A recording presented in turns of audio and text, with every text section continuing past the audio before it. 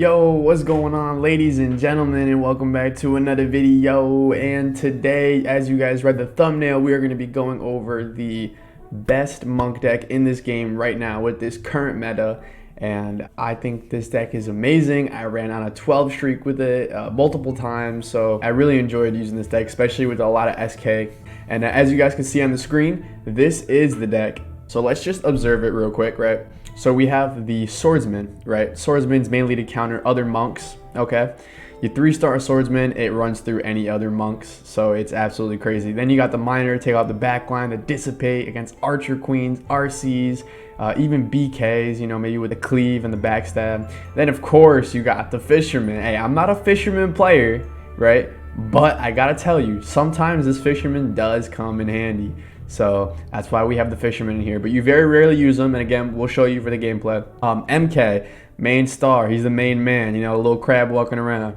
Main man out there, and of course you got the Battle Healer, which honestly, I think she's one of my favorite minis right now. She's going crazy. I have ran a lot of my decks. I think I'm actually super shocked on how this is changing like this, so I'm loving it right now. And currently we're at 3,333 trophies, so we got three trophies, you know, so I'm pretty hyped, you know, about it. So for sure, we're gonna get in a couple games. We'll show you guys some gameplay of how to use this deck and what to do, you know, how to run it, against what hero to upgrade, prioritize, blah, you know what I'm saying? But first, before we get into this, the Mob Cup. By the time this video is out, the qualifiers are already finished, and I think the first side of the bracket will already be done. But the finals of Mob Cup is gonna be on Sunday. I think Sunday. It's gonna be on September 11th. So make sure to keep your eyes peeled. And if you guys know Gishy Bear, Clash Mini, I'll leave a link to his channel in the description below. He made a video about it. He has everything posted up about it. So definitely go check out that video. Show Gishy some love because he did a lot of work to put into that video. And it updates you guys on all the information about the Mob Cup if you guys want to be following it. And of course, I'll be streaming it live too on Twitch. So it'd definitely be cool. Come stop by with us, you know, come chat, you know, vote on your favorite team. You know, we're Team Sour Patch Kids, you know. So, you know, definitely, you know, I would vote for us, but you can vote for anyone. And secondly, let's talk about the creator of this deck, or the founder. So if you guys don't know who Gaz is, Gazzy, he's my man. He's one of my friends, another content creator in Clash Mini. His YouTube will also be in the link in the description. He was hosting his community rumbles, and I was just going around, messing around, playing RC, playing Archer Queen, just having fun with the community. And I saw Bren. Bren was using a monk deck, and this is the exact monk deck. I was like, you know, he's winning like constantly, back to back, like consecutively. I was like, wow, that's actually a pretty good deck. I DM'd him, I was like, does it really work? Yeah, tells me all the tips, tells me what to do. Cool. So I messed around in my own style of it and took the deck. So he said he got the deck from someone else, but he doesn't know. And I tried to find who it was. I tried to do my research to see who the original owner that found this deck was, but I couldn't find it. So props just goes to Bren right now until whoever the original creator of it is. But it's a really cool deck. So I just wanted to shout out Bren. Thank you so much for bringing this up and the community rumbles, and thank you for, you know, putting me onto it. And shout out to Gaz, you know, awesome community rumbles, bro. It was awesome. I love the live stream. All right, now let's get straight into the match and let's see what we're gonna face against, because you already know there's different upgrades for how it goes. You know, you've been on my channel, you already know, you know what I'm saying? But before we get into it, make sure to like the video for sure. It, you know, shows me some support, shows me some love, and yeah, let's get into it. Boom. Okay, our first match, we're facing an RC. Usually RC is the time I do take out Fisherman, but only on specific maps. By that I mean like predictable maps, like a revive tile map, you know what I mean? The shell map maybe, or even the clone map. It very rarely depends on what map. On the basic map, it's kind of hard to play Fisherman like this, just because you don't know where his RC could be. It's going to be very hard to kind of predict where he's going to go.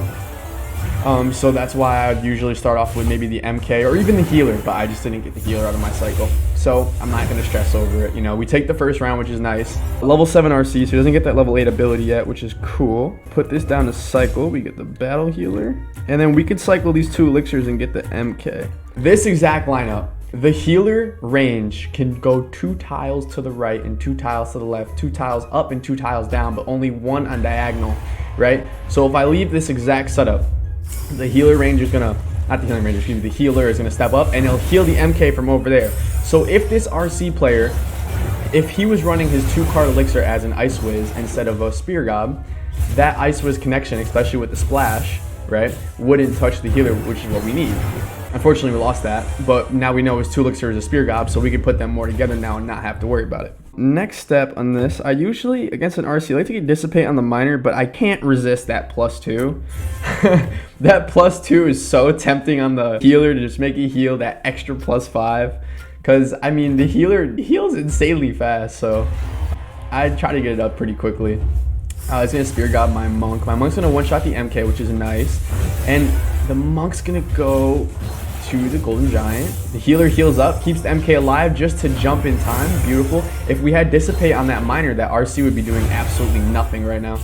But we are going to win this because the healer with the +5 and the Monk's going to get its ability and pop it. Boom. Cool. Usually at this stage, you could 3rd star the healer to get that extra little push you need from your troops. But I very rarely use it. I only try to stick with the 1-star. Now would be a time I'm going to surprise him with a Fisherman. You can see he plays RC 3rd row. He played it twice already. We're going to assume he plays it a 3rd time again because his lineup is, oh, you know, I don't know he has a Fisherman. Guess what? Boom. Pulled it out of our back pocket and boom, pulled his RC on the 3rd row. I told you. And there goes the Swordsman with his ability. He's going to stop the RC for a little bit. There goes the Mega Knight to jump. The healer is going to heal the MK, like I said. The 2 tiles up, 2 tiles down, 2 tiles left, 2 tiles right. And we should end up getting this win, which is very nice. If we did proceed to go in the next round, I would upgrade the MK again, you know, get 2 stars on him, the 2-second stun, and then get the Dissipate on the Miner. That's definitely very much needed. It just is, because you never know. You know, if he plays his RC on 3rd row again, you know, let's say I miss my Fisherman, you want maybe the Miner to play the opposite side of your Fisherman in case you missed the Fisherman. So, you know, you gotta think of that. All right, for our second game, facing a Shield Maiden. So it's not too bad. We are on the same map. So I tried to keep the same setup. Just gonna cycle out to not get the Fisherman shot. But for the most part, Shield Maiden, you don't really have to stress that much around with this deck because for the most part, Monk kind of beats Shield Maiden. It's kind of its weakness. But we could observe this guy's deck. So one thing you guys do have to, now that I see it, one thing you guys do have to worry about, which I explained in the beginning, is Swordsman. Crazy amount of damage it can do to a Monk. It can prevent the MK from jumping. It's like 3-starred. It could prevent the MK from jumping. It could stop your healer from healing. It could stop your Monk. It just prevents everything and makes it stand by so much longer than it has to, longer than an Ice Wizard. So definitely be very wary of that when you're using the Swordsman or playing against this deck or even using it. You know, if you're facing another Monk, you definitely want to. In this case, he's probably going to swap sides and keep his Magic Archer in the back. So we're going to hopefully see if we can pull it on the opposite side. Usually you want to move. He didn't move though. Now he knows we have a Fisherman, which is kind of bad. Monk's going to turn around, use the ability on the Miner. Not really what we need. Can we get the jump though? We can. So I believe we should still take this. Swordsman also does crazy amount of damage too. It's also one of my favorite minis. That and the healer are absolutely crazy. It's just so crazy to think about. Monk's gonna barely get that ability off, which is nice. All right, now he knows we have the Fisherman. In this circumstance, now that he knows, he's gonna play a little more frontwards, you know, towards the front 2 tiles, you know. So now we're gonna sell it. Absolutely trick him. Now that he's gonna play more front, we're gonna sell it. Sell the Miner, get the heal off, and we're gonna get, ooh, we didn't get it. Usually I'll get the bigger jump because, you know, they're moving everything closer. So obviously if you move everything closer, you get the bigger radius, you could hit all of his troops. So now we're gonna see him play 2nd tile. He doesn't, he plays 3rd. Okay, so he read me. That's all right, it happens. Swordsman does have the block ability. I believe when you're facing a Monk, you should do 2nd star, then you should do maybe 1st or 3rd. It's kind of your opinion, kind of on what map, I guess. But definitely I would do 2nd star first with that stun time. You need that, you know.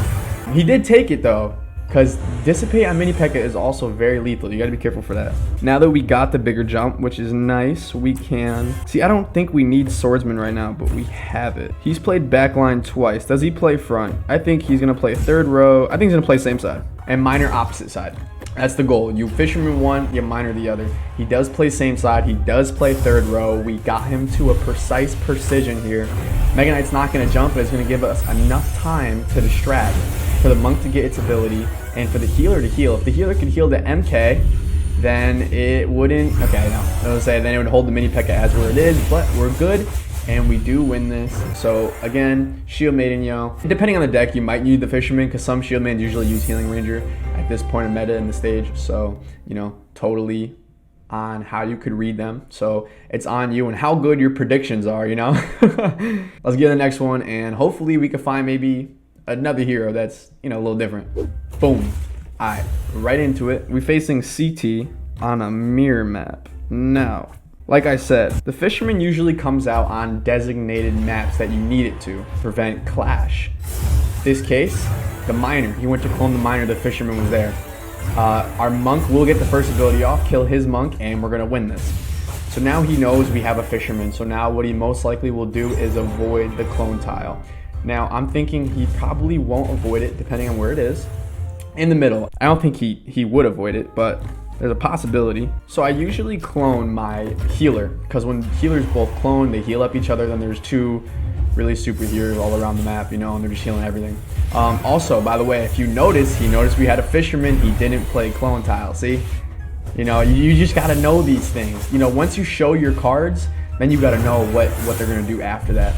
So now he knew I put it away. Or you'd hope he'd know. But he did get it. It looked like he had Dissipate on the Miner, which is also a very smart move that he should be doing. So kudos to him. Now we could upgrade the Mega Knight, and we also could do Dissipate, but I really think getting this Swordsman up is really priority right now. And we're gonna protect the Swordsman with the Miner as a little shield. And I'm thinking this is a little bit of setup. Okay, so he's gonna hit one Spear God, doesn't hit the other. He 2-stars it. But I think the Swordsman is just absolutely crazy right now with its ability. With the stun too, I think it's absolutely just insane. Monk should turn around and one-shot the other Monk, and we should take out both Spear Goblins, and we should win this, which is good. So then we're tied. No, we're actually up 1, which is nice. Cool. Now, priority coming into round 4. Swordsman, Swordsman, Swordsman. So now we're going to actually place the Fisherman and cycle for the Swordsman, which we get it. And we're going to do, let's do Cast. And then we're going to clone the Swordsman, or pull what he has. And let's protect the Swordsman from if a Spear God throw. So we're pulling whatever he has. Hopefully, boom, Magic Archer is beautiful. I mean, nothing much more to it. It's a back tile. You know he was going to play it. Watch the Swordsman go. Stun the MK, do all that damage, all get healed. Stuns the Monk, does all that damage, then gets healed. And the Swordsman gets his ability back like this. Like a finger snap, you know? And boom. That concludes the round there. That was pretty self-explanatory, you know? Fisherman usually only comes out on the rounds you need. That was pretty dope. Alright, ladies and gents, and that's going to be it for today's video. But I know it wasn't showcased, but I'm going to explain it anyway. For a BK, there are BKs that are out there. This deck absolutely shreds BKs. Your one weakness to this deck could be RC, so be very careful on how you play it. Make sure you hit your Fisherman if you're going to play it like that on the right map. If not, get that healer, get that Miner, 3-star, you know, try to get that Dissipate locked on. Against the BK, pretty simple, self-explanatory. MK, 2-star, 3-star, battle healer, maybe 2-star, maybe even 1-star, and then just get the Miner up and surprise them with the Fisherman 5th round. If you get to the 5th round, you should be winning before the 5th round, but if you don't, then, you know, whip the card out. It's the ace in the pocket, you know, it's the secret one. But yeah, that would be it for today's video. A little bit shorter one, on the shorter side, but appreciate everyone for coming out today. And before we do sign out though, if you guys want to see me doing other videos with other content creators, bringing them onto my channel as a feature, or, you know, having fun, I got a couple ideas in mind. So if you guys want to see that, definitely show some love, you know, leave a comment. I read all comments, like I said, I'll read them all, I like them all, I respond to them all. You know, I try to stay as active as I can with my own community, and you know what I'm saying? So definitely show some love for that. I'd love to bring some other guests on here. Other content creators would be dope. But other than that, from a pro's perspective, this is the best Monk deck that you could find in Clash Mini currently in this new meta. Other than that, everyone, thank you so much for coming out. And don't forget to subscribe. Ring that notification bell. For show. You want to be notified, man. You want to be notified. I make bangers, man. I drop videos every 3 days. I don't have an asserted schedule at the moment, but around about every 3 days or so, you know. Subscribe, notification, you know what I'm saying? Like the video, show some love to your boy. And other than that, you already know how this is going to sign out. So we're going to send it to... Oh shoot.